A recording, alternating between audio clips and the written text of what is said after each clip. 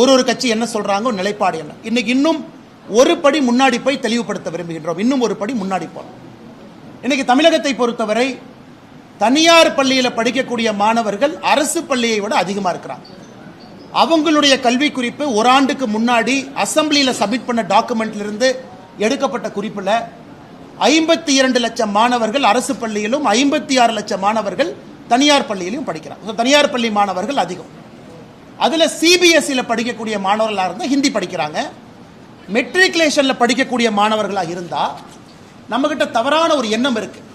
தமிழ்நாட்டில் நம்ம மெட்ரிகுலேஷன் படிக்கிறோம் அப்படின்னா அதிலும் தமிழில் தான் படிக்கிறோம் அப்படின்னு. தமிழகத்தை பொறுத்தவரை யாராவது மெட்ரிகுலேஷன் படிக்கிறாங்க அப்படின்னா அவங்களுக்கு எங்கேயுமே தமிழ் மொழி என்பது கட்டாயமாக இல்லை. தமிழக மெட்ரிகுலேஷனை பொறுத்த வரைக்கும் ஆப்ஷனல் லாங்குவேஜ் என்னென்ன இருக்குன்னு பார்த்தீங்கன்னா தெலுங்கு இருக்கு, அரபிக் இருக்கு, மலையாளம் இருக்கு, கன்னடா இருக்கு, ஹிந்தி இருக்கு, குஜராத்தி இருக்கு, சான்ஸ்கிரிட் இருக்கு, பிரெஞ்சு இருக்கு, உருது இருக்கு. அதாவது ஆங்கில மொழியில மெட்ரிகுலேஷன் பள்ளியில் படிக்கக்கூடியவங்களுக்கு இது போன்ற பல ஆப்ஷன்ஸ் அங்கே இருக்கு. அப்படி இருக்கும் பொழுது 56 லட்சம் குழந்தைகள் அவங்க வேற ஒரு ஸ்ட்ரீம்ல போயிட்டு இருக்கிறாங்க. 52 லட்சம் அரசு பள்ளி மாணவர்களை மட்டும் கட்டாயப்படுத்தி இல்ல நீ 2 மொழியில மட்டும்தான் படிக்கணும், ஆங்கிலமும் தமிழும் என்று சொல்லிக் கொண்டிருக்கின்றோம். அதனால என்ன ஆகுதுன்னா ஒரு ஆண்டுமே அரசு பள்ளியிலிருந்து தனியார் பள்ளிக்கு செல்லக்கூடிய மாணவர்கள் அதிகமாகிறாங்க. இன்னைக்கு தமிழ்நாட்டில் பிரைவேட் ஸ்கூல் மார்க்கெட் 30,000 கோடி ரூபாய் மார்க்கெட்டுங்க.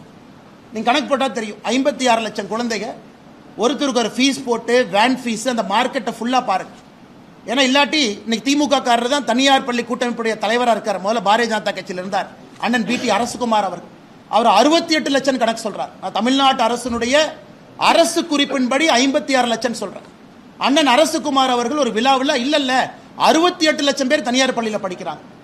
இன்னைக்கு அவர்கிட்ட போய் கேளுங்க, இது எவ்வளவு பெரிய மார்க்கெட். 30,000 கோடி ரூபாய் மார்க்கெட். வேன் ஃபீஸ்ல இருந்து, ஸ்கூல் ட்ரெஸ்ல இருந்து, ஷூல இருந்து.